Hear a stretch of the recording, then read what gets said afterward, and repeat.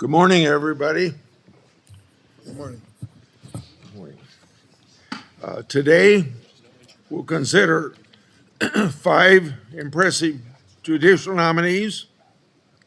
On our first panel, we'll hear from Whitney Hermendorfer, nominee for Circuit Judge for the Tennessee seat on the Sixth Circuit.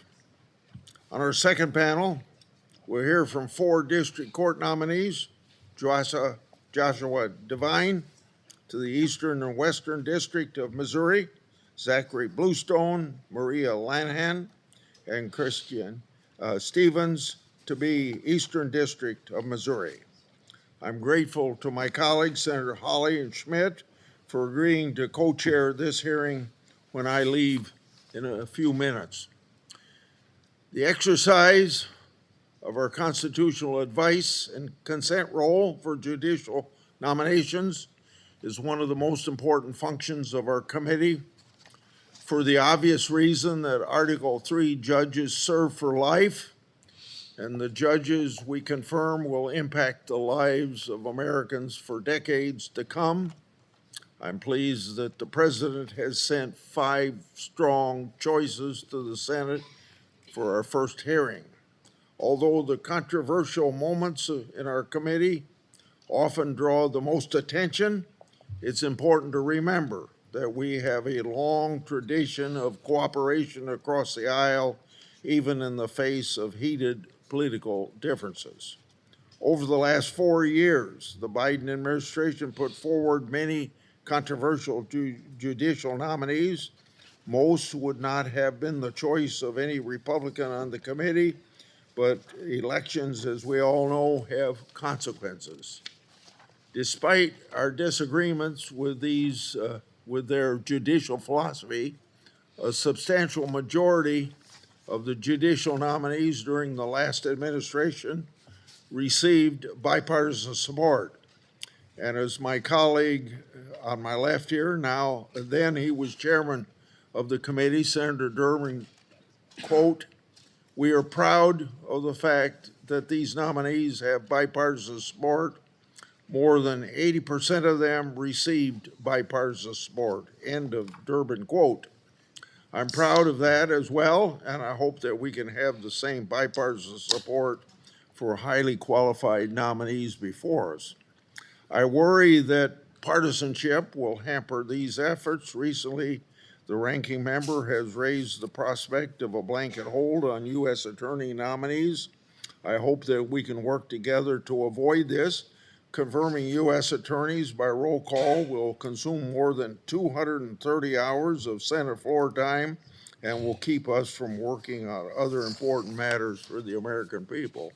There is a long-standing precedent that U.S. attorneys are confirmed by voice vote or unanimous consent, with few exceptions. I understand and know where some Democrats are coming from, and that is because our former Republican colleagues held several U.S. attorneys at the end of the last administration.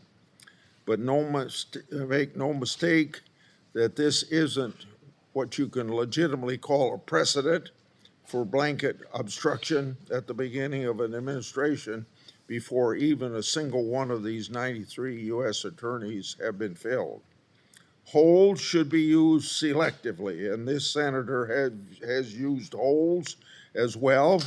Blanket holds intended to wholly obstruct the confirmation process are misguided and threaten to undermine the Senate's advice and consent. As the ranking member said in the last Congress, if the obstruction of U.S. attorneys is carried out, I quote him, "public safety will suffer across the United States," end of quote. I agree with this sentiment and think that we should not place politics over keeping the Americans safe. The ranking member and I agree that, as he says, there cannot be one set of rules for Republicans and another set for Democrats. Or, as I would like to say, what's good for the goose is good for the gander. But we're also shouldn't take a single senator's actions as setting precedent for statewide, Senate-wide precedent. This will result in an inevitable and destructive race to the bottom. As chairman and ranking member, I hope together we can agree to maintain the traditions so the Senate will work. We both remain committed to the blue slip despite pressure from respective sides. I hope that we can also remain committed to moving qualified U.S. attorneys efficiently and using holds only on an individual basis or as a last resort. Turning to our nominees now, today's business. We'll hear from 5 highly qualified lawyers. I'll leave it to the introducers to describe their qualifications in depth, but I'll briefly comment about the nominees to be circuit judge. Whitney Hermendorfer is uniquely impressive, even by high standards of this committee. She's clerked for 3 of the sitting Supreme Court justices. She was valedictorian of her law school, and she was co-captain of the women's basketball team at Princeton. After one hard-fought loss, her college basketball coach said simply, quote unquote, she isn't afraid of anybody. Ms. Hermendorfer's grit is not limited to the basketball court. As the director of the U.S. Strategic Litigation Unit in Tennessee, she's led major cases on important issues of civil rights and the separation of power. She is widely praised by practitioners across the political spectrum for her brilliant legal mind, hard work, kindness, and professionalism. Our district court nominees are also highly qualified, and I'll let Senator Hawley and Schmidt speak about them and their qualifications. We look forward to hearing from each of them today. Now, Ranking Member Durbin, Senator Durbin.